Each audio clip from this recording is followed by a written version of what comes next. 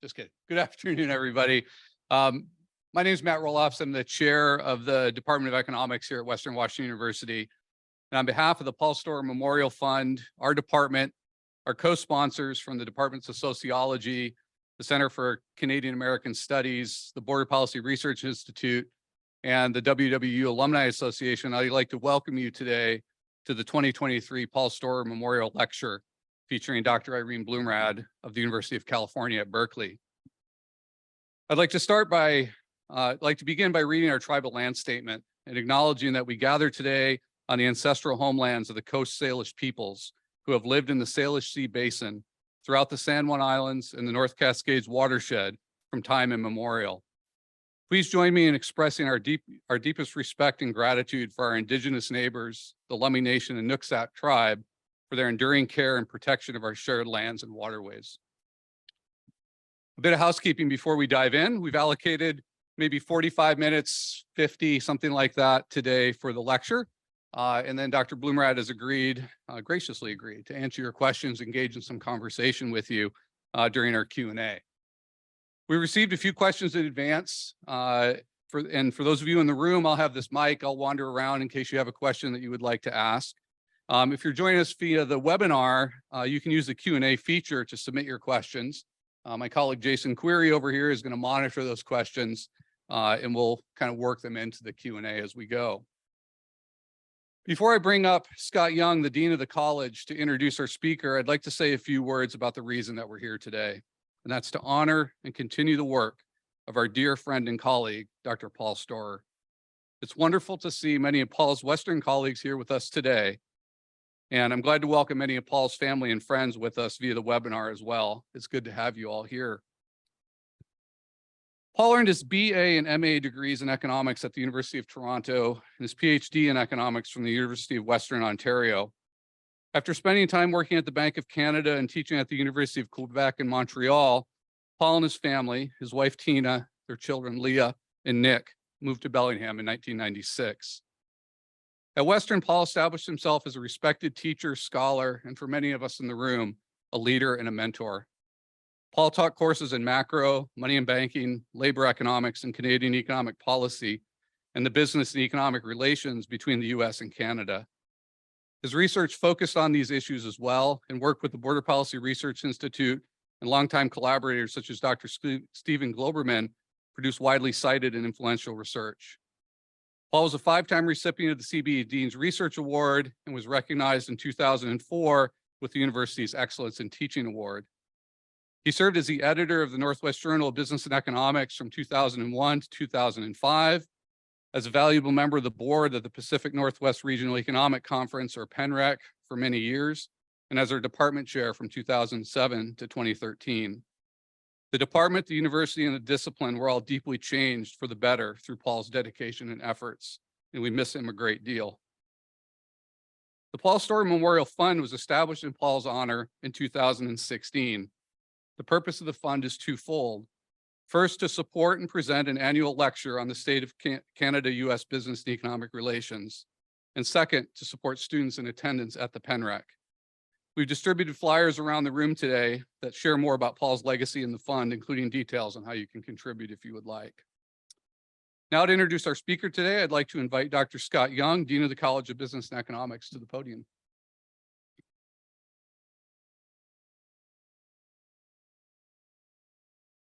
Nobody clapped. Come on. What's it with you guys? All right. So thanks for coming, everyone, faculty, staff, and students, and online on the webinar. So for today's lecture, it is my great pleasure to introduce Dr. Irene Bloomrad. She's the class of 1951 professor of sociology at the University of California and the founding director of Berkeley's Interdisciplinary Migration Initiative. She also serves as the Thomas Garden Barnes Chair of Canadian Studies at Berkeley and is co-director of the Boundaries Membership and Belonging Program of the Canadian Institute for Advanced Research. Irene has co-authored or co-edited 5 books, including the Oxford Handbook of Citizenship, Rallying for Immigration Rights, and becoming a citizen. In 2014, 2015, she served as a member of the U.S. National Academy of Sciences panel reporting on the integration of immigrants into U.S. society. And in 2018, the leading North American migration journal, International Migration Review, named her its featured scholar of the year. Dr. Blumrad believes that excellence in research and teaching go hand in hand and has been honored with multiple teaching and mentorship awards. We're honored to have Irene with us today to present her lecture titled Why Canadians Mostly Love Immigration and Americans Aren't So Sure. Please join me in welcoming Dr. Irene Blumrad. Thank you. All right, let's see. Oh, okay. Sorry, No, I'm sorry. I was too quick. No, I forgot to do that. Sorry.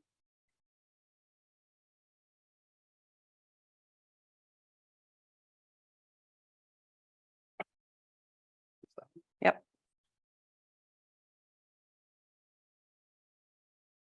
No, did you- Awesome. Yeah, right. And the Zoom people are seeing the right screen, hopefully. If anyone's. Yes, if- we are. Okay, awesome. You know, we've only been doing this for 3 years and we still have trouble with technology, at least I do sometimes. Thank you very much for coming out today, for those of you here in person, and thank you for those online.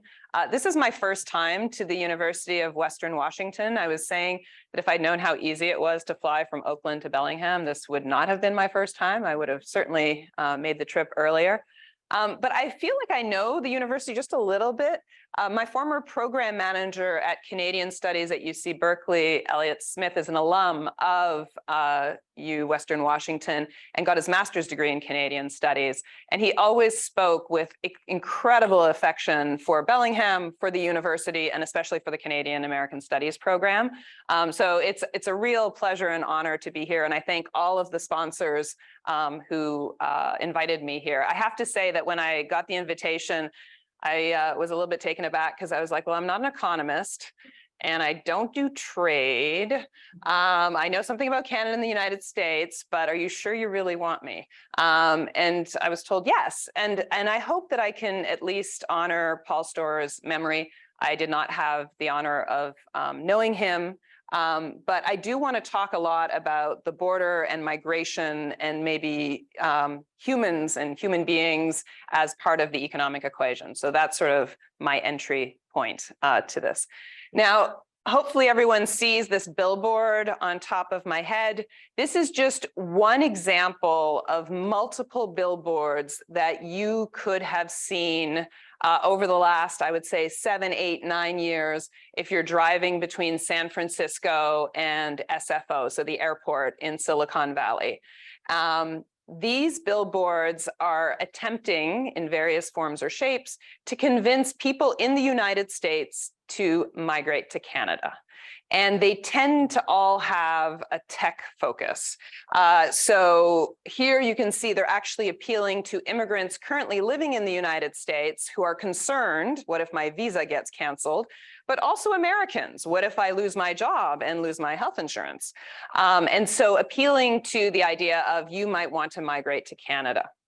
Now this one is paid for by communitech.ca, which is a nonprofit or sort of it's basically, it's not entirely clear if they're incorporated as a nonprofit or something else. But the website will tell you that it's a group of tech entrepreneurs who have come together in order to encourage people to come up to Canada and do their tech entrepreneurship up in Canada. But billboards like this have also been paid directly by the government of Canada. And if you scratch the surface of this organization, you'll find that they are funded partially by the government of Canada and the government of Ontario. So there is deep government involvement in trying to get people to migrate. Now, just last week, actually, the World Bank didn't quite do the same thing, but was also promoting migration as an economic strategy. So last week, the World Bank Development Group put out its flagship World Development Report. And the focus for 2023 was migrants, refugees, and societies. This is a bunch of economists working at the World Bank who are going to talk about or basically make the argument for why we have to consider migration as part of an economic development strategy. Just some of their messages to get you a sense of how they're thinking about migration in an economic context. One of the first things they point out, which I think many people do when they're thinking about migration and economic development or economics in general, are population pyramids, right? Demographic population pyramids. Here, the top one is of Italy, and the one below it is Mexico. The upshot for both of these is whether you're looking at rich countries or actually most middle income countries, there is slowly but surely going to be a decline, or there already has been in the Italian case, of fertility for women. And so there are far fewer than 2 children being born to each woman. And as a result, we are getting an older and older population. Okay. One quick webinar thing. Yes.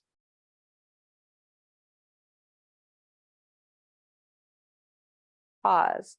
Reflect on demographics.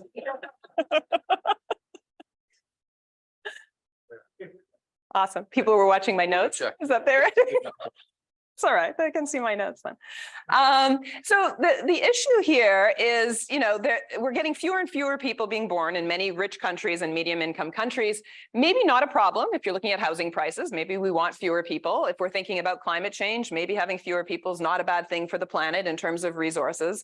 But from an economic perspective, in terms of growth and in terms of paying for an aging population, especially their pensions and their healthcare, this is a problem. And so the World Bank points out that we need to basically reallocate people from the few countries where you still have more than 2 children being born per woman to the countries where we are lacking young people, right? So the World Bank comes at this from a very sort of human capital demographic perspective. Let's see.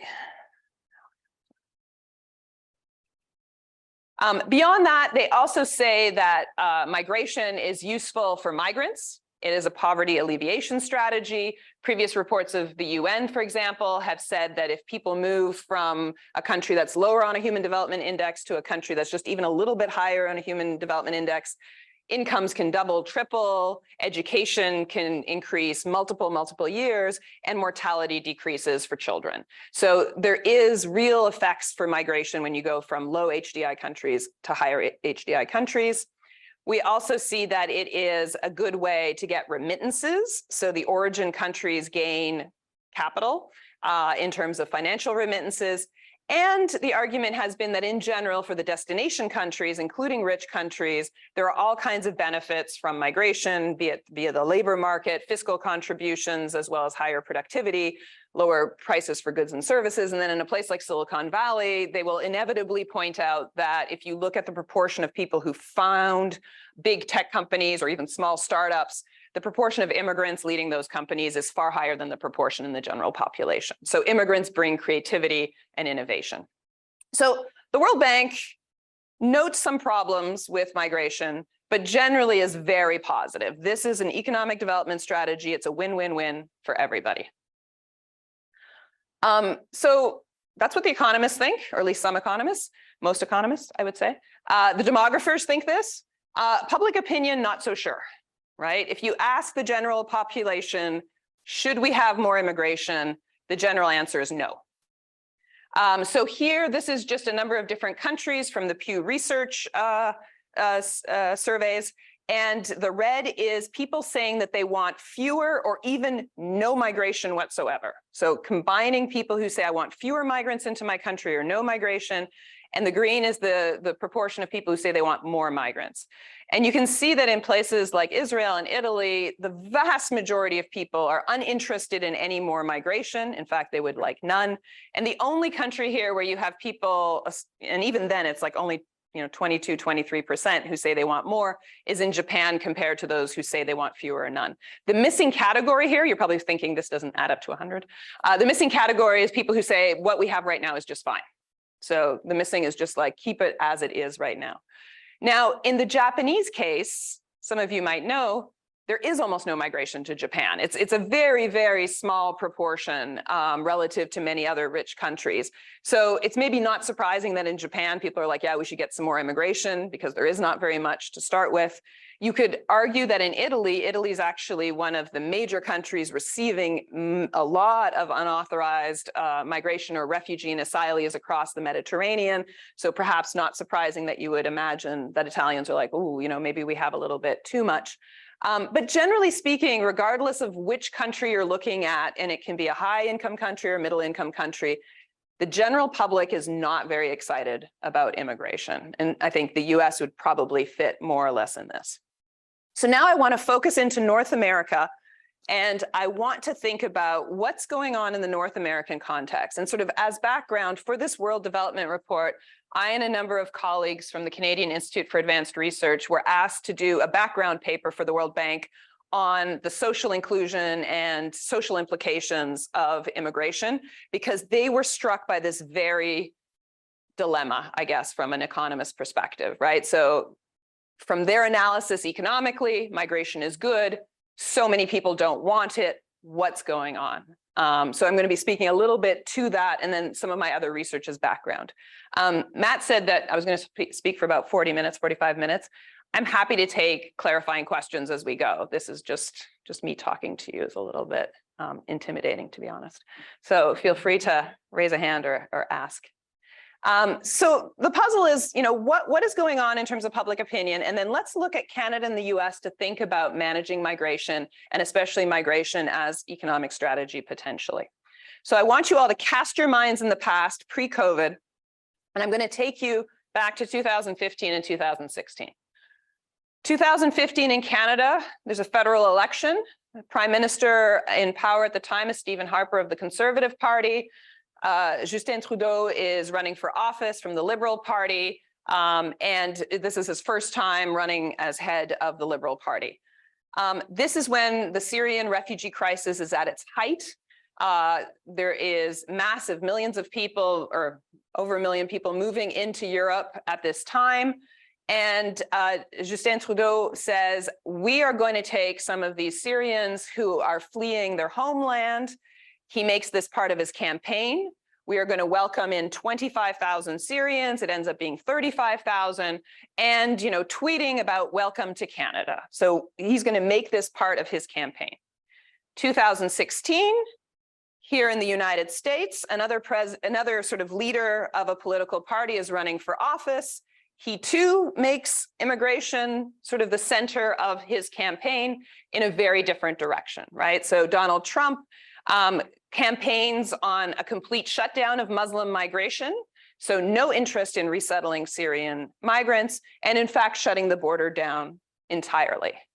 Both of them win, right? And so this is pretty remarkable. You have a prime minister in Canada who ran on opening the door to refugees and migration. You have a presidential candidate in the United States who runs on closing the door. Both of them win. But we're in a sort of continent where migration has been part of its history, both in Canada and the United States, and they're both facing potentially similar issues of, can migration be a development strategy, or at least an economic strategy? So I want to think through, why is there this difference sort of politically and in terms of public opinion? Now, The Economist, reflecting, this is from The Economist reflecting on this distinction, you know, has this really, I don't know, it's a pretty poignant kind of caricature, I guess, of like the difference in terms of the two countries that share a border. But if you also look at survey research, you find that there is a difference between the two countries, and it's significant. It's not quite as big as that contrast between Trudeau and Trump really seems to suggest, but there is a difference. So ask this question: we must close our border to refugees entirely. We can't accept any. Back in 2017, only a quarter of Canadians say yes. Though alternatively, you can say one in four Canadians do say yes. They'd want to shut the border to refugees. But in the United States, it's almost half, right? So there is a difference here. This would be the first year of the Trump presidency. And then asked whether there are too many immigrants in our country. About a third of Canadians do agree with this back in 2017. In the US, it's half. So again, this perception in the United States that there's just too many immigrants, or we should at least slow down our immigration policy. Now, what's really interesting in the Canadian case, and I think is a real puzzle when you compare Canada to other countries, is that in the Canadian case, there's actually been increasing support of immigration over time. So if we think about the last 10, 20, even maybe 30 years of increasing populism, especially anti-immigrant populism in France and Sweden, in potentially the United States, Canada has been on a different trajectory. So this comes from Environics. Let me just take just a second to explain the lines because it's a little bit counterintuitive. So the question asked to survey respondents is, do you strongly agree, somewhat disagree, strongly disagree with this statement? Overall, there is too much immigration in Canada. So the red line are people disagreeing there's too much immigration. So another way of thinking about that is the red line is actually showing support for immigration. They don't think it's too much. And you can see that up to about 2000, more people agreed that there was too much immigration to Canada. This was seen as a concern. And then around 2000, there's this flip up to the point where you have 2/3 of respondents by, in the last few years saying, no, it's not too much. And this is happening at a time when the Canadian federal government has recently announced increases to its immigration up to about 400, 500,000 people being let in every year. And the numbers still just keep going up. Pretty remarkable. Another similar thing you see with refugees. So previously, and this has been more recent, but up to that election, that 2015 election of the Liberals, if people were asked whether there are too many people who claim to be refugees who are not refugees, like is this bogus, illegitimate refugees? Back in the 80s, people were like, yes, these are bogus, illegitimate refugees. About 80% almost said that that was the case. And then slowly over time, people become more sympathetic to refugees, or at least more willing to believe that these are genuine refugee claims. This flips, and then more recently, we see much more equal sort of opinion about whether they're bogus or they're genuine. But the general trend has been to believing that there might be a basis for a refugee claim. All right, US. We have a story of ambivalence. Through the 60s, up to about 1992, according to Gallup, it is the case that the US, like Canada, gets increasingly worried about immigration. So here the question is, should immigration be kept at its present level, increased or decreased? The dashed line is the one that says decreased, right? So over the 70s and the 80s up to the mid 90s, Americans in general were saying, let's decrease immigration. And for many of you here in the audience, you'll probably remember that sort of the mid 90s is when you have Prop 187 in California, and you have a lot of activism around trying to deal with undocumented immigration on the California-Mexico border around San Diego, for example, right? So we see this increase of concern. Then since then, it's become highly partisan and very divided. And so you have somewhat of a similar decrease in terms of people being opposed to immigration as in Canada, but nowhere near the consensus on the Canadian side, right? So the Canadian side moves to a consensus of immigration is a positive thing. We support immigration. In the US, absolute division in terms of about 1/3 of people saying, let's increase it, 1/3 of people saying, no, let's decrease it, 1/3 of people saying, I have no clue, let's just keep it the way it is, right? So this is the situation that we have in the United States. Yes? A Zoom audience member would like to know if any of the support or lack of support has been broken down by regions within the country. Okay, so for those who might not have heard the question is whether the support or lack of support has been broken down by region of the country in both the US and Canada, is that? They asked specifically about Canada. Okay, so in the United States case, in the US case, it's certainly in the last 10 years, totally inflected by partisanship. So if you tell me, if you're a registered Democrat or Republican or independent, I can probably guess your opinion on immigration, though not perfectly. So to the extent that we know that some parts of the country are more Democratic leaning or Republican leaning, those two things overlap, but it's very much inflected by party politics. In the Canadian case, this is much less the case. And in fact, even under the Harper conservative government, there There were questions raised by the government around Muslim migration in part, but the actual number of migrants who are being let in has been largely a consensus across most of the major political parties. So you don't see that same partisanship. In terms of differences across provinces, yes, there are differences, but it's very small. So we're talking 2, 3, 4 percentage points in general. So depending on who asked the question, it's not the case that Quebec is totally different from the rest of Canada, nor is it the case that Alberta, for example, is totally different from the rest of Canada. Those always seem to be the two that people talk about, right? Quebec and Alberta. If you'll get to this, I understand. I'm more familiar with the US kind of visas and what's available in terms of immigration. Could you give us kind of a brief understanding of how the US and Canada differ in what they allow? What kind of Yeah. So the question again for people on Zoom was to talk a little bit about the immigration policies of Canada and the United States. And absolute great question, because I'm going to get there in about 2 slides. So you're anticipating me. Thank you. All right, so let's go. What explains the Canadian positive attitudes, right? Like what is going on? And this is a case, I think, of Canadian exceptionalism in a way, because the US is actually much more like many other countries. It's really Canada that's quite different. Now, I would say that the conventional political wisdom or the conventional sort of public wisdom is, well, when we see anti-immigrant attitudes, it's because there's a lot of immigrants, right? So if Italians are like saying, no, I don't want any more immigrants, it's because there's a lot of immigrants coming into Italy. So a conventional view is we have hit our sort of level of tolerance. In France, they talk about the seuil de tolérance. And it's like, well, now we can't take anymore. So, you know, we've sort of done what we have to do. So a lot of people have spent time trying to correlate, is the level of immigration correlated with attitudes? Is the increase in immigration correlated with attitudes, absolute numbers? Short answer, no. But let's dig into it just a little bit. All right, let me take a pause here. Quiz for everyone here in person. What proportion of the US population is foreign born?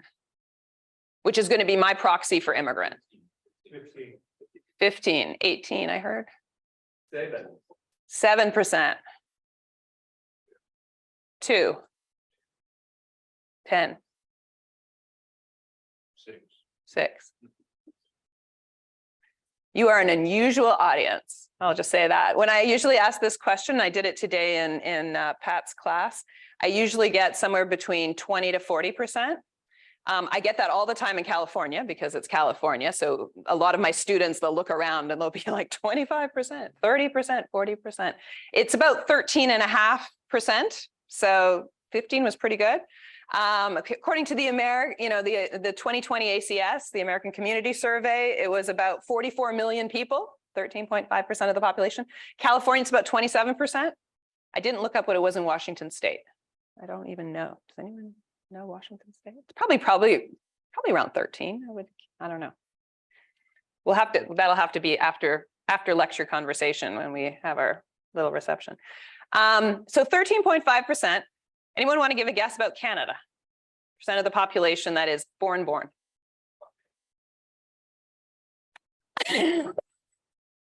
Someone knows his statistics. Yes, it's so. This is from the OECD 2016, but it is actually 23% right now, according to Statistics Canada from 2021. There we go.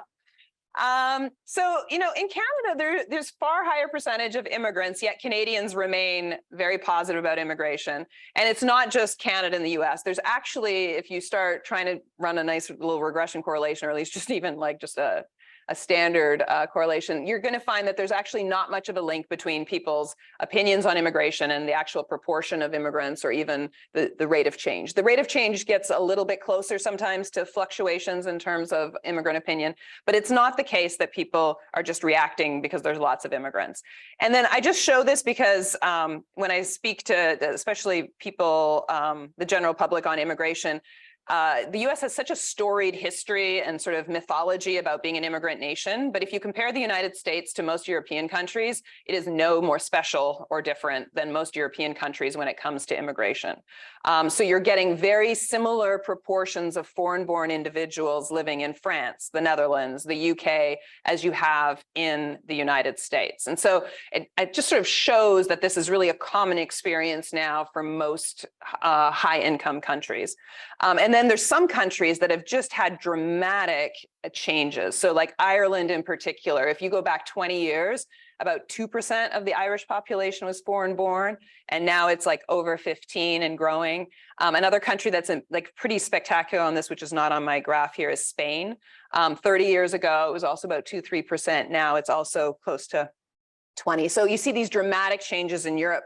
And I mention Ireland and Spain in particular because neither of those two countries have had strong anti-immigrant politics, even though they have had the most rapid degree of change in their immigrant populations. But in this case, you're considering people born in other European countries, so that's right? Yes. Which is like the Yes, it could be. Absolutely. Yeah. And then, you know, it's the same thing with the Canada-US statistics too. So my Canadian statistics on foreign born include US born. But yeah. You know, like, so you can break it down to like non-Western, which is the way that the Europeans often do it. You're still getting pretty high numbers. All right, so if it's not the fact that, you know, the US has lots of immigrants and that's why Americans are worried about immigration and Canadians are not, what might be some other reasons? One reason I do think matters, and this is something that people raise frequently, is just the geographic fortune of being really far from lots of different countries for the Canadians, right? So Canada is about 5,000 kilometers away from San Salvador. It's, you know, over 8,000 kilometers away from Aleppo, 11,000 kilometers away from Dakar. So it's just really hard to get to Canada. So Canada does not face the same influxes of migration that you're seeing in Southern Europe or along the southern border between the United States and Mexico, which drives sometimes populist or other concerns around migration. There's a sense of control that the Canadian government can really communicate to Canadians because of the benefits of geography. So this is a real benefit when you are a government trying to put together an immigration policy. I would not, though, overstate completely how this geography plays into it, because I often think about the Australian case. In Australia, there's been a lot more vicious anti-immigrant politics than in Canada. And Australia is also somewhat hard to get to. It is not the same as being on the other side of the Mediterranean or having, you know, a 4,000-mile land border with Mexico. So even though Australians have the benefit of geography, they also have these politics of populism that Canada has so far, at least, largely avoided. So geography matters, sense of control matters, but it's not just that.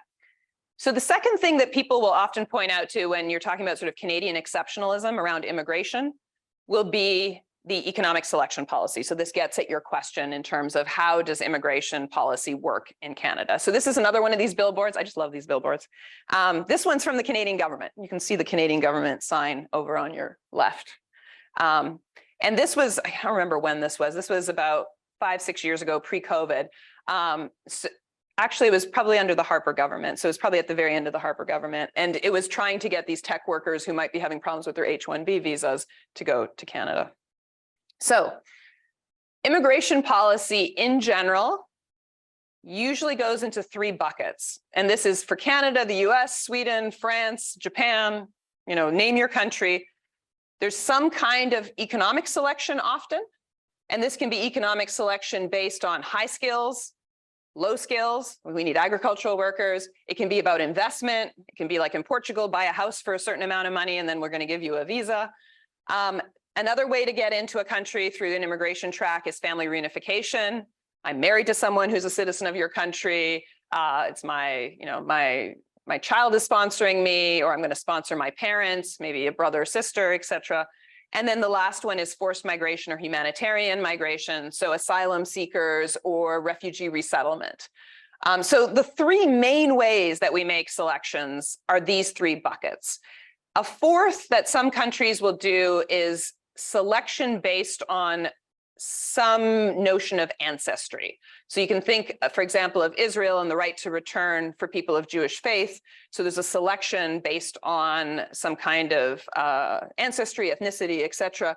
But generally speaking, most countries are no longer selecting on ancestry. So we can think of previously sort of racist policy in Canada and the United States that only some groups could come and other groups couldn't. Generally speaking, today, it's these three buckets. All right. So in the Canadian case, when you're thinking of economic selection, family, and humanitarian migration, overwhelmingly it's economic selection. And so this is epitomized in the idea of the point system. So people will talk about the point system. You get points for your education, your language skills, the kind of work you do. And then once you get to a certain amount of points, you can then get in line through the immigration system. Family reunification is a smaller proportion, barely over a quarter.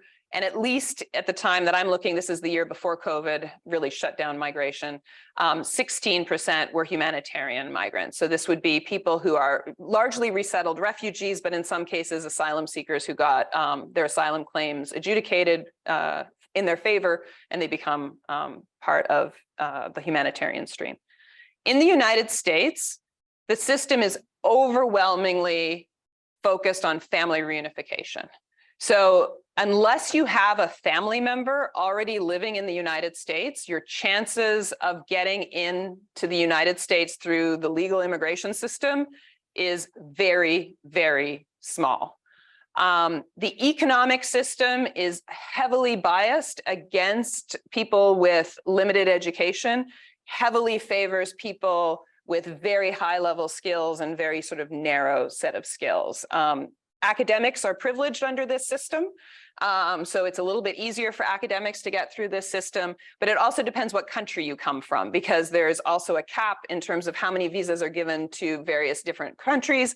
And so if you're from India, China, the Philippines, or Mexico, you will be waiting for a very, very, very long time to come. You're much better off if you're from Malta or Iceland. Now, the humanitarian in this year was not that, it was about 11%, but you can still see that the US in 2019 had about 100,000 people who got through humanitarian ways.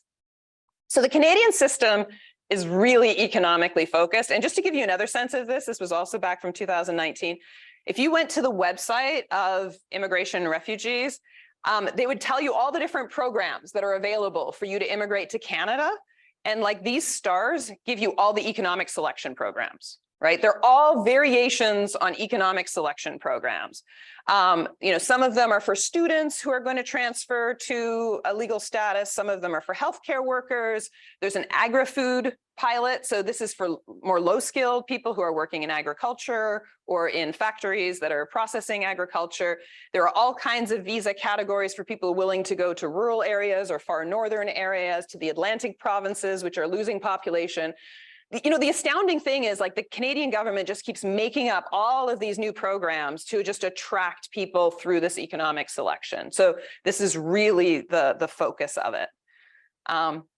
And so, you know, when people talk about Canada's immigration system and why people have positive views, they usually say, well, there's not a lot of undocumented immigration. Canada's geographically isolated, there's control, and there's an economic selection procedure. That is why Canadians like immigration. What I'd like to do as a sociologist, as a non-economist, is go a little bit beyond the conventional wisdom, and this is based on my research, give you some arguments for why, in addition, there are other reasons why it's been successful so far. And this has more to do with civil society, as well as sort of imagination or imaginings of the national identity. So the first thing I want to draw your attention to is public-private partnerships for integration. In the United States, immigration policy is basically restricted to border enforcement or the selection according to who can enter. But once you enter the country, with the exception of some resettled refugees, you get no additional assistance, right? And think about this even for the economists in the room, like what that means in terms of helping people potentially find jobs, helping them to invest, helping them to figure out housing markets and such. It's really pull yourself up by the bootstraps, you know, go ask your family members who sponsored you, figure it out yourself. That is largely the system. In the Canadian system, there is a whole set of different policies that the government funds, either from the federal government or in various cases, provincial and municipal governments, so that you can learn English or French in Quebec, that you can get job skills, et cetera. And so the Canadian government in its annual reports will very proudly tell you how many people have received at least one settlement service in every fiscal year. And so you can see, remember, Canada's letting in about 350,000 immigrants. So you're getting most people probably touching at least one settlement service in their first or second year. Not everybody, but many, many people. And the estimate is that there's about 550 nonprofits across the country that have received grants in order to provide these settlement services. So in some of my research, I sort of look at what the effects of this are. One thing that happens is that people get direct material assistance through these community-based organizations, which then sets them up for more success later on. So part of what is probably successful in the Canadian system is that people are not just sort of left to themselves in a laissez-faire, pull yourself up by the bootstrap system, and they're getting some assistance with language learning, they're getting some assistance with job placement, et cetera. The second thing, though, that happens is these civic infrastructures do become an advocacy network for immigrants, right? Because obviously these nonprofits are benefiting from their contracts, they're in conversation with the immigrant community, and they act as sort of spokespeople, or like at least an intermediary, where you have immigrants who probably might or might not speak English or French coming in. They go to the community-based organizations. Those community-based organizations can then lobby with, interact with, discuss with government officials. And so you have sort of a pipeline back and forth. And then when things, when at least the community organizations feel like things aren't going their way, they will maybe take to the streets a little bit more, do letter writing campaigns and such. But they also generate down from the community-based organizations to immigrants, sort of a sense of like, Canada cares about you, the government cares about you, we want you to be part of here. And so you get a little bit more, at least in some of the research I've done in Toronto and Boston, a sense of community and care that goes back and forth. So there's both the material benefits of the nonprofit, public partner, privateship, but there's also sort of symbolic or inclusive and belonging benefits that you get from this system. The second area where they do public and private partnerships is in refugee resettlement. So starting with the Indo-Chinese influx of refugees, mostly Vietnamese, in the late 70s and early 80s, Canada started a policy where people could get together, ordinary people in society, and sponsor a family to help them get settled in terms of refugee resettlement. And this was sort of ramped up again for the Syrian refugee crisis that I mentioned at the start when I was talking. So you can see here, this is like basically the guidebook on how you get together with 5 of your friends to sponsor a refugee. The picture there is from the New York Times, where the New York Times profiled one of these groups of 5. Those are all the older people sitting in the back who sponsored that Syrian family who's sitting in the front. The Canadian government has generally concluded that this is a pretty good program. There are problems because, you know, when you ask private citizens to do things, there are possibilities of abuse, there are possibilities of things going badly, but generally speaking, they have concluded that it's been pretty successful. Some people criticize it too as sort of a neoliberal way of offloading government responsibility down to private citizens, but generally the Canadian public is very supportive, because if this is the way that they can help bring in more humanitarian migrants, a lot of community-based groups and religious-based groups have used this to help refugees. The US has just very recently, the Biden administration has very recently just decided to try a small pilot to do the same thing in the United States. So this is one of the very few cases of US immigration policy learning from or trying to echo Canadian policy. One of the things that, one of the things that is interesting about these kind of programs is that just like with the nonprofits, it does this dual function when it comes to immigrant integration. It both helps immigrant integration because you have these people who are providing an apartment, who are helping people, you know, get their kids into school, taking them to their appointments for medical care, et cetera, et cetera. But you are also basically building public opinion somewhat in favor of migration. Sometimes the Canadians who sponsor refugees have a poor experience, but generally speaking, they say they have a good experience. And so you're getting the general public involved in refugee resettlement, or if they themselves are not directly involved, they might have someone at church who's done this, or they know someone else who has been part of one of these support structures. And so this is a way in which you're really sort of spreading information, but also maybe support for your immigration policy by including civil society in what you're doing. Know the difference in the US and Canadian programs in terms of how much control sponsors have, like when they take family or a certain country, is that different? I don't. So I actually go for it. working on the class. The pilot right now you can't. So you could sponsor a refugee, but they will be chosen through the UN, US government system. But as of the fall, you will be able to target and select the refugees. What they can do in Canada. In So Canada. you can talk about that. I think Yeah. a lot of communities target individuals. Yeah, and so in Yeah. Canada, you can select, like it's within some boundaries, but like there's a fair number of church groups of various religious backgrounds that are picking co-religionists. And so they will sponsor.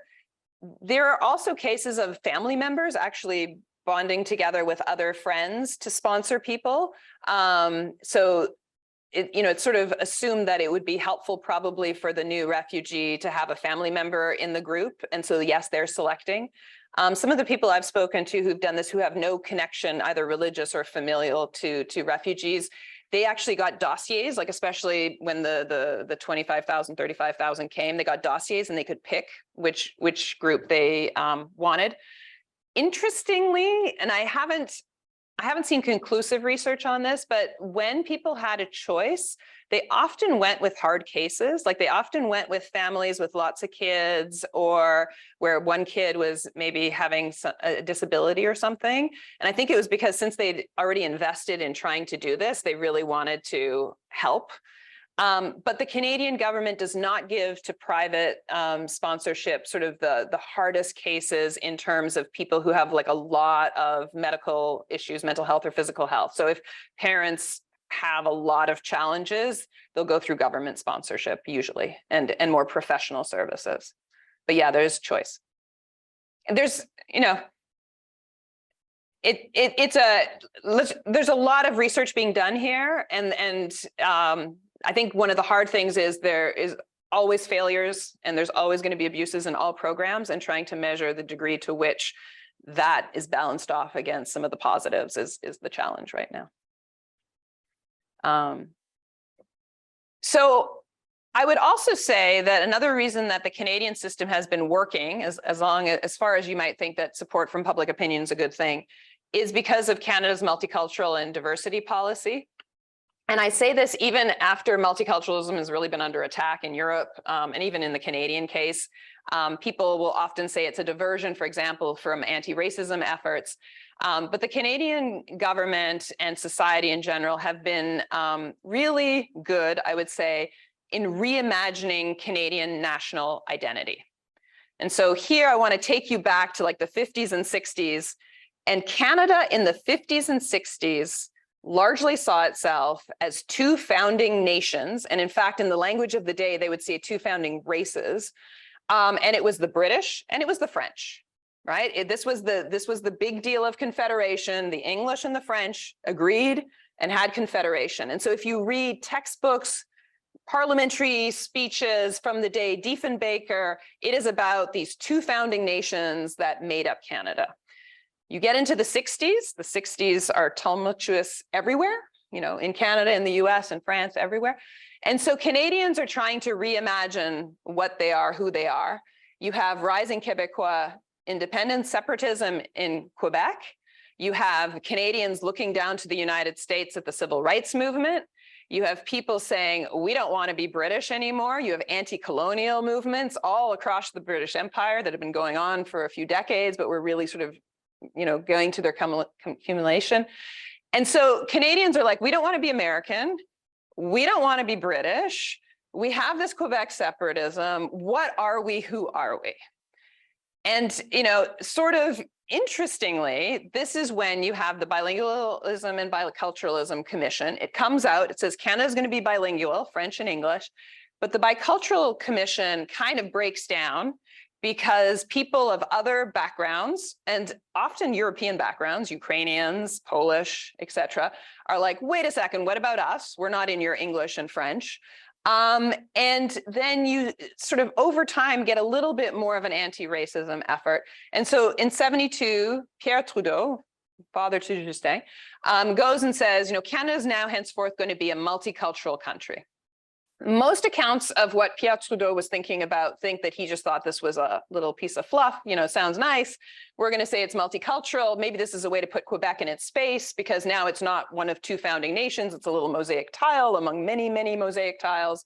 And so there's not much evidence that Pierre Trudeau was really into multiculturalism, but it takes on a life of its own as many people who are not English and not French start taking this up as a way for them to identify with Canada and a way for Canada to distinguish itself from being American or being British. And so this is why Canadians will, love to tell you, oh, the US is the melting pot, we are the mosaic. The reality is that actually doesn't really bear out in survey evidence, but there's this imagining of who they are that is built in this new idea of Canadian nationalism. And so you can see this up on Canadian government websites, still are promoting multiculturalism, though nowhere near the heyday in the 80s and 90s. And then if you go to the annual report, it's going to tell you all these wonderful things about immigrants, like they contribute to an educated Canada, they're politically engaged, they're donors, they're generous. It sort of goes on and on. It's really almost a propaganda machine in terms of telling Canadians why immigration is so good. And just think about the difference in discourse then from these elite levels that both immigrants are absorbing. They want us, we're really cool people, but also Canadian-born Canadians are absorbing in terms of like, this is the way to think about immigration. Now, I'm not saying that Canada's 1984 and they're just going to like listen to what Big Brother's telling, but there is sort of a consistent message of diversity as a strength and immigration is a good thing, which is different, say, than during the Trump administration. And this is actually being absorbed into Canadians' ideas of national identity. So this is from Environics again. They ask regular questions about important Canadian identity symbols. Canadians love to talk about their healthcare, even if they don't find it always the best. I think this is partially anti-Americanism, because I think Canadians like to talk about their universal healthcare system, not so much for all the benefits, though there are real benefits, but to say, again, we're not American, like we have the universal healthcare system, you don't. Then you have the Charter of Rights and Values, the Charter of Rights and Freedoms, and then you have public education, RCMP. Notice multiculturalism is one of the identity aspects. About half of the people who responded said that this was an important symbol of Canadian identity, more than hockey. I always think that's interesting. I spent 10 years on the Canadian prairies in Saskatoon and watched a lot of hockey. And so it's surprising to me that multiculturalism comes in over hockey in terms of an important symbol of identity.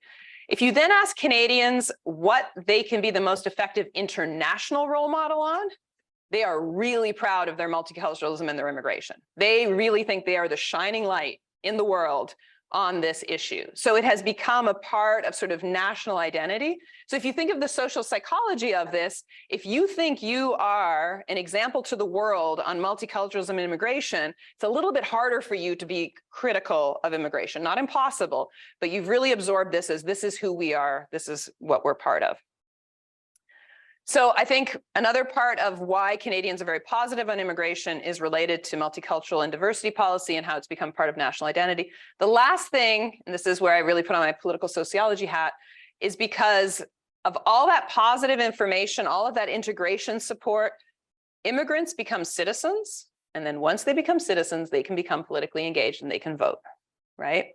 So in Canada, compared to the United States, the law on the books is not that different in naturalization. If you look at how many years you have to wait, what you have to show in terms of language or knowledge requirements, Canada and the United States have quite similar citizenship policies. But when you look at who actually becomes a citizen and how many people do, Canada has an outrageously high level of naturalization. So this is from the OECD. So when you look at working age immigrants with at least 10 years of residence, you have over 90% who have become Canadian citizens. The comparable figure in the United States is about 60%. And so of the 20% of the population, 23% of the population that are foreign born, almost all of them become citizens, and then they can be part of the political process. So you get this feedback loop. And it's not to say that immigrants can't be anti-immigrant. In fact, many, many immigrant communities, once they get to a country, will be like, well, we were the good immigrants, but these new people are not so good. So it's not the case that all immigrants just knee-jerk are in favor of immigration.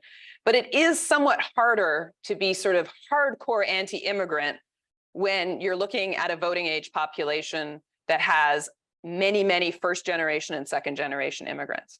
And in comparison in the United States, if you look at that foreign born percentage, remember, it's only 13.5% of the population, and about half of them are naturalized. So this is working age with 10 years of residence. If you take the whole population, it's only about half are citizens. So you just have much less political weight. And then thinking about the geography, many of them will end up in places like San Francisco, New York, LA, et cetera. So the politics of immigration become quite different between the two countries as well. Okay, so what I want you to take from what I've said so far is, why are Canadians positive on immigration, especially if we're thinking about immigration as maybe an economic or demographic policy choice? It's partially because there's control. It might partially because there's economic selection, but it goes way beyond that. So it's not just about border enforcement and immigration selection policy. It's also about the welcome that are given to immigrants in terms of integration support. It's about the discourse that is surrounding immigration in terms of diversity and multiculturalism policy. And then it's about getting people involved in the political system so they can advocate on their own behalf or the behalf of their community. So we have to have a much broader view of immigrant systems and immigration. I'm going to end with some potential storm clouds on the horizon for the Canadian side, just because it's not going to be all rah, rah Canada. So potential storm clouds, and this is things that you might have been reading about in the news. Canadians, like I said, are pretty positive about immigration until they saw tens of thousands of people trying to cross between New York and Quebec at the Roxham border crossing. So again, the sense of control, right? So as the number of asylum seekers crossing from New York into Quebec get going up and up and up, you heard the Quebec provincial government starting to say, whoa, this is getting to be quite expensive, and people more generally getting worried. And so just very recently, Biden and Trudeau agreed to amend the Safe Third Country Agreement such that now Canada will not accept asylum seekers at these sort of unmanned border crossings, and they're going to return them to the United States. So the US's policy of sending people back to Mexico, Canada's now going to do the same thing vis-a-vis the United States. This is now in front of the Supreme Court. A group of immigration and refugee groups has gone to the Supreme Court to say that the Safe Third Country Agreement is unconstitutional because the United States is not a safe third country. And they started this process during the Trump administration when people were being detained in cages and such. Now it's a different administration, so I don't know if that's going to affect the Supreme Court decision, but the Supreme Court's supposed to be ruling on it in the next few months. So we'll see what happens. But Biden and Trudeau just struck this deal where Canada's again trying to control its borders by making this kind of agreement.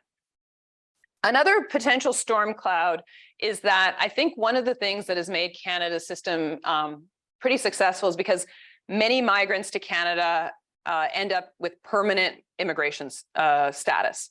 So remember all those pathways, like you can be an agricultural worker, you can end up as a permanent migrant, you can be a student, you can end up as a permanent migration or a permanent immigrant. Canada has increasingly over the last 15 years really shot up the number of temporary migrant workers. So previously it was always a small proportion of the total immigrant pool, and now it's getting much, much bigger. And whenever you have temporary migrants, you might get undocumented migrants or people who overstay their visas, right? So the origins of the US undocumented population in part is with the Bracero program after World War II. So during World War II and then after World War II, the US had a temporary migration program with Mexico and other countries to bring in immigrant labor for the railroads and especially agriculture. That program ends in 64. It is not replaced by anything similar. And so then you still have these circular migrants who are coming, but now no longer are able to get visas through temporary migration and become undocumented. And so that is one of the origins of the undocumented sort of flow in the US. You can look to Germany for the same thing in terms of guest workers. Germany had all kinds of guest workers, was expecting the guest workers from Turkey, for example, to go back after the oil shock. They do not go back. You suddenly have an immigration issue. So Canada might start getting an undocumented immigration issue as these temporary workers start falling off visas. There were actually several online questions about that. The idea of, we looked at differences in Canadian and US perceptions on immigration. Several people asked about the idea of the differences between the amount of undocumented and documented immigrants and whether or not that plays a role in being accepting of immigrants. Someone pointed out that if you're an undocumented immigrant, you can't naturalize and things like that. So if you could maybe speak to some of that. Sure. So the question was about the relative number and then I guess sort of substantive importance of undocumented immigration in the United States and Canada. It is absolutely the case that there are far more undocumented immigrants in the US as a number and as a proportion of the total than in Canada. In the US, the estimate's somewhere between 10 to 11 million undocumented people. That's a lot. In Canada, no one has a good estimate. Numbers range from 10, 20,000 up to 500,000. I've spoken to a number of people. No one thinks that they actually have the right number. So certainly there's a much higher undocumented population in the US. And yes, they can't vote. They can never become citizens as an undocumented person. They would have to try to figure out another way to get legal status. And so that does play a part in the politics, absolutely. And I think it also plays a part in the politics to the extent that there's this feeling of lack of control, right? So this idea that we didn't ask for these people to come, they're here, whereas in Canada, the government can say, well, we have, vetted people, we have chosen people. But even then, even if you go sort of beyond that and you ask Americans and Canadians about, say, what is your preference in terms of permanent migration and sort of legal pathways, there's still somewhat of a difference. But I think it is very, very possible that the undocumented population in the United States has been used and demonized and racialized in a way to foment anti-immigrant feelings in some proportion of the population. As a matter of proportion, even if you bring in the undocumented population into calculations of what is sort of the proportion or number of immigrants coming into the United States compared to Canada, Canada is still letting in somewhere between 4 to 5 times as many immigrants as a proportion of its population. So Canada, the last fiscal year was about 400,000. And so if you were to do the same, 400,000 out of the population of Canada down to the US, you'd be talking about 4 million people approximately. And like last year, it was about 1 million people who came in under US immigration legally. And then the undocumented population, we are having a hard time estimating it, but it's been basically stagnant for the last 15 years. And in fact, if anything, over the last 15 years, net migration to Mexico from the US has been higher than migration from Mexico to the United States by Mexican nationalists, not nationals, not by Central Americans or people from the Caribbean. So, the US to get to Canada's numbers would have to basically quadruple its system. So it's not just that. And then interestingly, okay, this is really recent. So for those of you in the audience from the Canadian American program, I just think this is fascinating. So Canadian public officials in immigration and refugee in the ministry, they really impress me by how they try to be on top of the issues before the issues arise and how networked in they are to both advocates but also academics.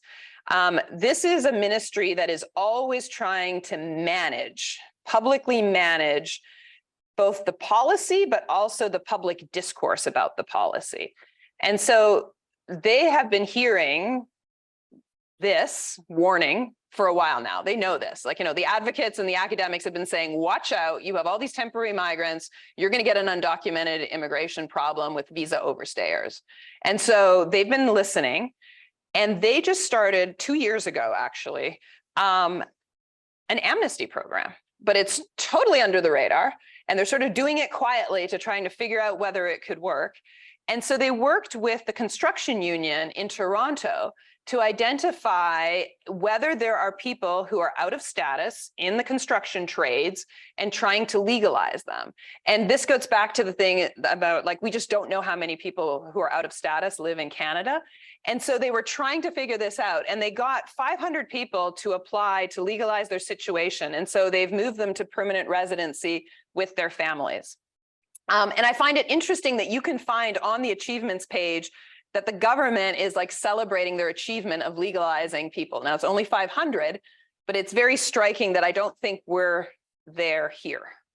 That's not where the conversation is here. It was in 1986. So remember back in 1986 with the Immigration and Reform and Control Act signed under Reagan, 3 million people got legal status in the United States through the last biggest amnesty that we've had in the US. But there's been like no conversation about that in the last 10 years, ever since George Bush II. Like right before September 11th, there was a moment where the US and Mexico were about maybe to strike some kind of deal. And then after 9/11, that just disappeared and has never really come back. And then last thing, yes, there is a little bit of right-wing populism in Canada. Itsy bitsy, teensy weensy. So there has been, you know, there has been a populist party that has tried to rise in the Canadian system. They only got 1.6% of the vote in 2019. They did get almost up to 5% of the vote in 2021, which really had some Canadian commentators worried. But in both elections, the leader of the party, Maxime Bernier, first of all, he lost his seat in the first one. So he was a member of the Conservative Party. He created his own party. He lost his seat and he never regained it in 2021, even though their vote share went up 5%. So, you know, there are little grumblings of sort of the anti-immigrant populism that you've seen elsewhere. But so far, at least in Canada, it hasn't really extended very far. And I'm going to end there. Thank you.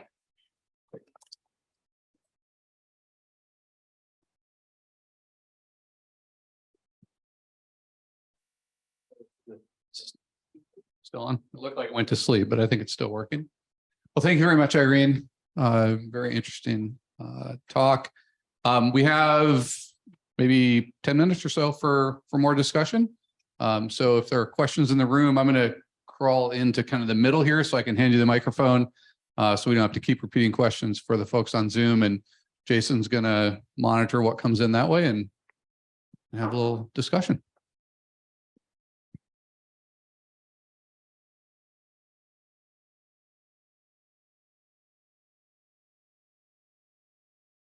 Thank you so much. This is really interesting. I have many questions, as I usually do. I was told earlier at a previous seminar I might need to get cut off. So I'm curious if you could speak to, you know, it's interesting to hear about the kind of Canadian national identity. And obviously you're talking about partisanship in the United States and how that's kind of contributing. You know, we see these opinions about immigration having to do it with partisanship. I'm wondering what your thoughts are on kind of the national identity in the United States around the role of immigration and national identity and maybe the different views of national identity and how it fits in. And if you could speak to that briefly. Yeah, sure. So as you saw, I didn't do a single regression or a statistic here because I thought it was a general audience, but I could give you some statistics and regressions. We've been doing, I and some collaborators have been doing a series of survey experiments to figure out whether framing immigration with different types of ways of understanding immigration might change public opinion. And so we looked, for example, if you use economic arguments, if you say we use California voters. So if you say to California voters, you know, some people say immigrants are good for the economy, other people say they take jobs. Do you think we should legalize our 10 million, 11 million undocumented immigrants? Economic arguments do not change people's opinions. So even if you try to shift their opinions by making economic arguments, doesn't do anything. Interestingly, and I would say counterintuitively for me, priming them with an appeal to American values, undefined, makes them more generous. So we have a prime where we go, some people, let me think, how was the wording exactly? I'm going to get the wording wrong, but like thinking about American values, you know, would you, et cetera, when you prime American values, people are more likely to say that there's a problem if a woman doesn't have enough to eat, and you know, you might be more open to giving food stamps, for example, and they're more likely to think that immigrants deserve some kind of assistance. And we found that that's the case even when you prime American values with people who are self-identified conservatives. Now, we had in these surveys an open-ended question about what do you mean by American values, because we did not define it. And the people who are more conservative or we had both ideology and partisanship, but like for the ideology one, from a scale of 1 to 7, you know, sort of progressive, conservative, the conservatives will say more about, you know, American values are the family, religion, hard work, those kind of things. And progressives in California might say more, it's about taking care of each other, giving health care, name your progressive causes. So there might be differences, but both of them are reacting effectively or emotionally to this appeal to American values, but in the same direction in terms of being more open to immigrant appeals. And I did not expect that. I expected it to go, I expected that some people who might be conservative, if they were primed with American values, would become more anti-immigrant, and that is not what we found. And then we've just replicated in the last 2 years the same experiment in Canada. So we make an appeal to Canadian values, and then we provide some hardship scenarios, and it's the same thing in Canada. So an appeal to Canadian values, undefined, makes people more willing to be generous to immigrants in social rights and civil rights.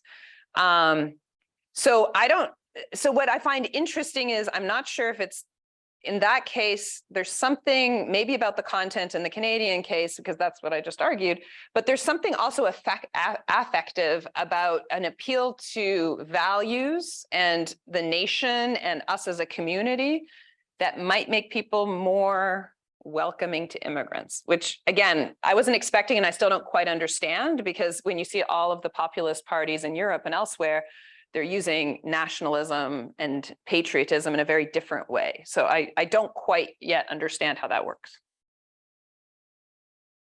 I will say it was California voters. So yeah, I don't know. I don't know how those survey experiments would go somewhere else. So on your presentation, you compared the US and Canada to other countries as a percentage of foreign-born population. And Tony on Zoom is curious about how we might draw different or similar conclusions about views of immigration in the two countries if we compared the change in that percentage over time in those countries versus how they compare to other countries. Okay, so in terms of change over time, the proportion of foreign-born people in the United States has changed more rapidly than in Canada. In terms of foreign-born. So in the United States, there was an open door policy on immigration through basically much of the 19th century. The US starts shutting the door in the 1870s, but really in 1882 with the Chinese Exclusion Act. And then from 1882 to the 1920s, the US keeps shutting the door progressively across a racial logic. So it's first against the Chinese, then the Japanese, then anyone from Asia, and then from most European countries, any Eastern and Southern European country. So that by the mid-20s, the US is actually no longer an immigrant nation. There's very, very few people who can come in under US immigration law by the 20s. And this continues all the way to 1965. So what's really interesting is in 1970, according to the census, less than 5% of the US population was foreign-born. So the US was no longer an immigrant nation by 1970 because there just hadn't been very many immigrants. So going from 5 to 13% is then not quite a threefold increase, but quite a bit of increase. Canada has a racially selective policy. It does a head tax against Chinese immigrants, tries to shut the door against Indian immigrants, also shuts the door against Japanese immigrants. It's sort of following the same story as the United States. but does not shut the door against European immigrants, except unfortunately for people fleeing World War II who are of Jewish faith. Canada lets in almost nobody of Jewish faith during World War II. It's really a black mark against the Canadian government and Canadian society. But right after World War II, opens the door to British war brides, the Dutch, Hungarians. So there's actually quite a lot of European migration right after World War II. So Canada, even though it's at 23%, it never dropped down that far. I can't remember exactly what it was in 50, but I'm thinking it's like 14, 15%. I'm not entirely sure, but the proportion change is not as much. So Canada's been more immigrant. So potentially, I think one part of the story is that all those European immigrants have been potentially a lobbying force to keep immigration open. I don't think that was necessarily self-evident, because I do think that there were all kinds of interesting racial politics where you could imagine Europeans would be no more interested in diversifying the immigrant makeup than other countries. But that's different. So if you're worried, like if rate of change might be driving anti-immigrant attitudes, then in that way, the US has had a more rapid rate of change over the last little bit than Canada has. But it has not had the same rapid rate of change as some of the European countries I spoke about, Spain, Ireland, Italy. They've gone from emigration countries, right? Like Ireland, Italy, sending millions of people to the United States. After World War II, they're reconstructing. There's no immigration at all. It's still emigration. People are leaving those countries in droves. And then it's really over the last 20 or 30 years that suddenly they have migrants. And so if anything, rate of change is higher in places like Italy, Spain, and Ireland. And interesting, like I said, Spain and Ireland just have not had the same anti-immigrant politics. I don't know enough about those two countries to comment on why, but I think it's not just Canada. There's something interesting going on elsewhere.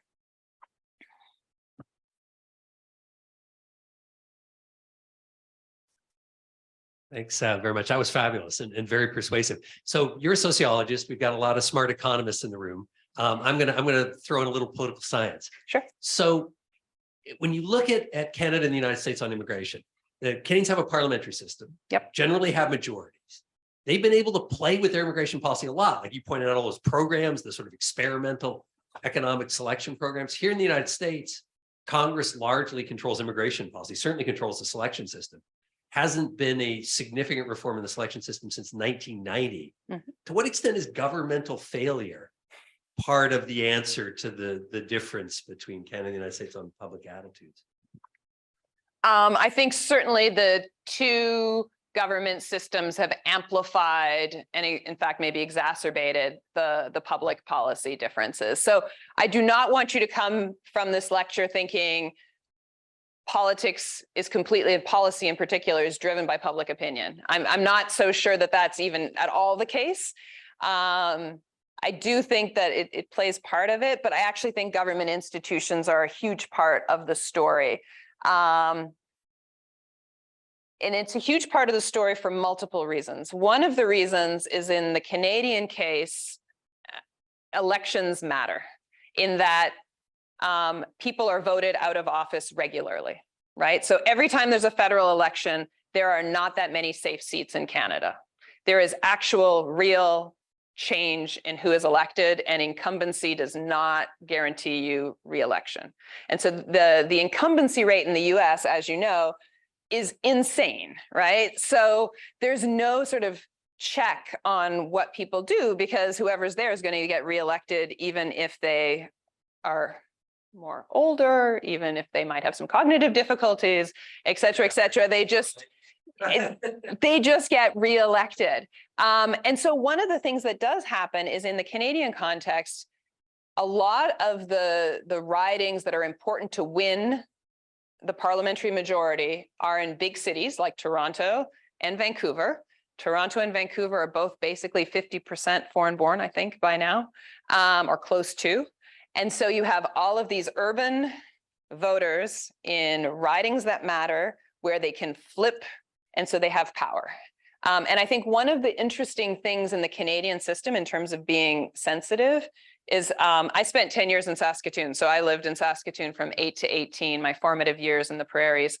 And so I was in Saskatoon when the Reform Party started in Alberta, right? So this was the Western protest movement, a conservative movement. The very first Reform Party manifesto or blue book was going to get rid of multiculturalism. It said that we had to shut down immigration because it was changing the ethnic makeup of Canada too quickly. Explicitly in the 80s was saying, no, there's too many non-white people coming in. And this was what the party was founded on. You fast forward just a few years when finally they're actually competitive for national election and potentially winning the federal government. You have Stephen Harper, who becomes the new Conservative Party, and all of that gets dropped away because there's no way you're going to win a majority of ridings across Canada if you can't get the big urban centers like Toronto and Vancouver. And so the politics are such that they had to get rid of we're going to get rid of multiculturalism. That had to drop.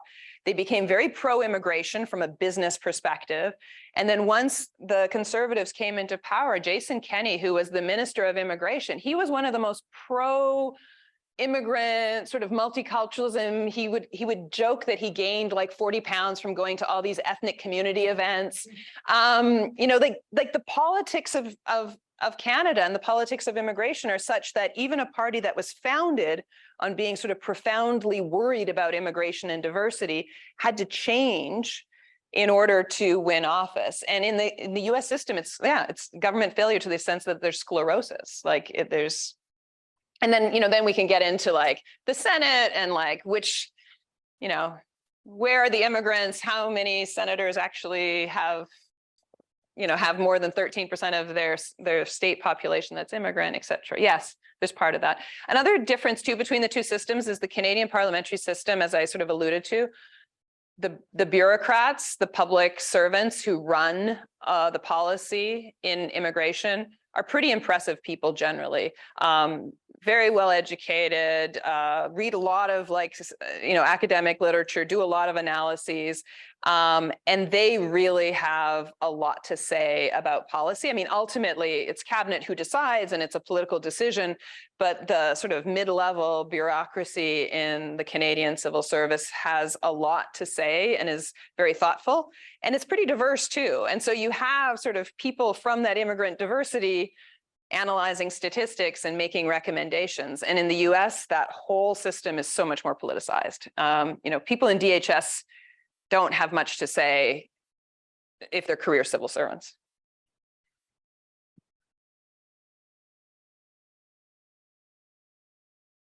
Thanks, Irene. I'm not an economist nor a sociologist, but I'm the son of an immigrant. And I wondered if there's any differences, but generational differences on whether they favor immigration or not. Is that as important as partisanship, perhaps? Yeah, it's a really good question. The empirical answer to your question is hard to get because most of our surveys do not ask people the place of birth of parents. And so when we do surveys to figure out what immigrants think about things, we use place of birth. So like, where were you born? And then you have like, you know, like the immigrants think this, and then we know it. It's actually really hard in most surveys to figure out what the second generation thinks because we don't ask. We don't say like, you know, was your mother or father born in another country? So the short answer is, I don't really know very well. In the Canadian case, because the numbers are pretty high, and if you get a big survey, like a 4,000, 5,000 person survey, you know, you get 20% immigrant, there's about 20% second generation. You can usually get an N high enough to look at it. Second generation tends to be pretty pro-immigrant. The US, it's much harder to figure out. And so I don't feel like I can speak to it. I would guess sociologically that